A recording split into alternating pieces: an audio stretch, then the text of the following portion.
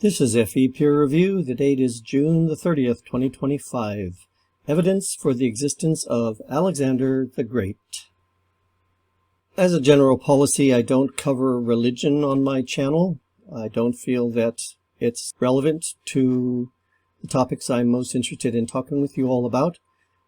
I do occasionally, though, cover points that touch on religion, primarily because they demonstrate interesting problems in argumentation, logic, determine, honest versus dishonest intellectual dialogue, things like that.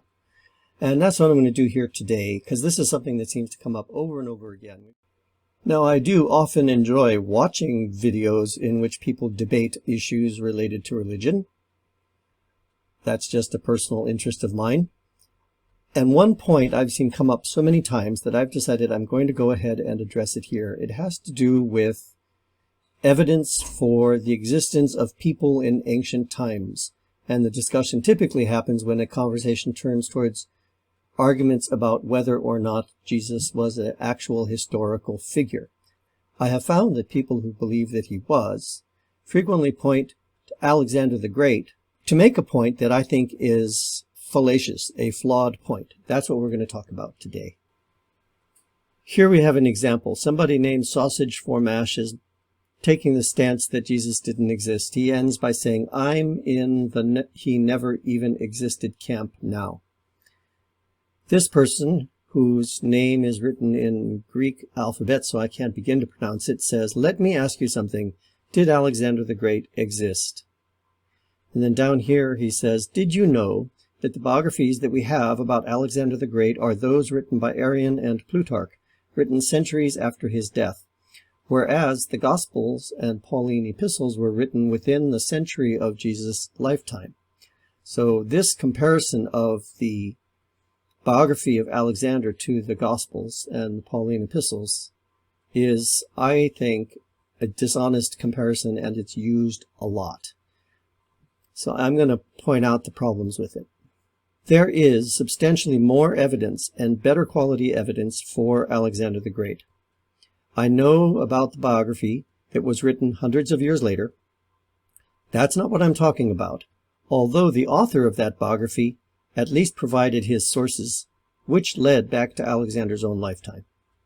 No, I'm talking about physical, archaeological evidence. In many of the cities Alexander conquered, before leaving, he would donate money for the construction of a temple. As the donor, the temple would contain a stone plaque identifying him as the donor. One of these plaques can be found in the British Museum. It's called the Priene inscription. This stone was carved while Alexander was alive, attesting to his existence and his presence in that place at that time. These stones match the details in his biography about his victories as he moved eastward. Let's go and take a look at it.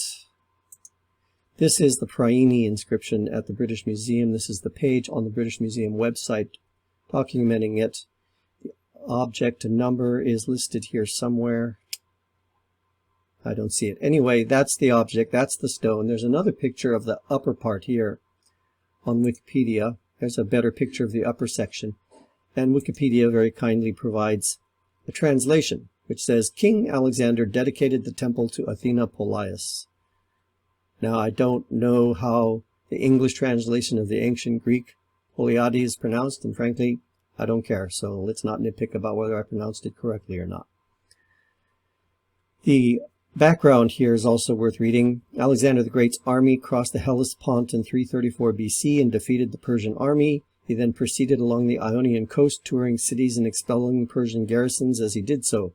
At Priene, he generously supported the completion of the temple of Athena Polias, which is recorded for posterity on this large marble block. The marble block is inscribed on both sides in the ancient Greek language. Part of the inscription records the gift of funds provided by Alexander to build the temple. Another part refers to a resolution of land disputes between different neighboring kingdoms following the expulsion of the Persians. The stone was created circa 330 BC, which was when Alexander was in the region alive and kicking. More evidence. The Babylonians were great record keepers who recorded just about everything, from shop inventories to political news events, on clay tablets. These tablets preserve very well. There are several tablets also in the British Museum that record Alexander's actions during his lifetime.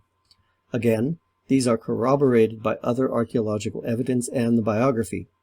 One of these tablets, Object 45962, carved 1 year after Alexander's death, is essentially an obituary, announcing to the general public the death of Alexander. That would be this tablet here. Here's the British Museum page on the subject. Please don't ask me to translate the Babylonian. That is outside my skill set. We'll move on to the next one. Another tablet records Alexander's victory over King Darius III of Babylon. This tablet dates just a few months after the victory. Dating is known because the tablets typically include specific astronomical information precisely for the purpose of providing dates. So here's the other tablet. Let me bring this in. This is the other tablet at the British Museum. There are others. This isn't all of it by any means. So yes, there is in fact much more and better quality evidence attesting not only to the existence of Alexander the Great, but to some of the historical details of his life. Now, my point in making this video is not to argue against the existence of Jesus Christ. It's to argue against people who spread misinformation by making these bad comparisons. In my view, there is basically no evidence from the lifetime of Jesus of his existence. Everything that we know about him, the earliest evidence comes generations later or decades later. That's just a fact. We don't have physical evidence of Jesus' existence. On the other hand, it would be surprising if we did. During his lifetime, he was a relatively unknown person. So anybody in his position would not likely have left any physical evidence. So the lack of evidence is neither here nor there. It doesn't prove that he didn't exist. It doesn't even support the hypothesis that he didn't exist. Nor does it support the hypothesis that he did exist. It's a total wash. So I'm not trying to make an argument about that. And I do hope that people don't go off on long tangent comments, arguing and fighting with each other and being rude to each other about that question in my video. I would appreciate it if folks didn't do that. However, to compare the quantity and quality of evidence of somebody like Alexander the Great with Jesus is just, and to pretend that they're the same is not correct. It's simply not true. And it's really not hard to find that out. Everything I've shown you here is very readily accessible to anybody, including this guy with the Greek name here, who either did and didn't like what he saw and is now lying, or couldn't be bothered to look it up.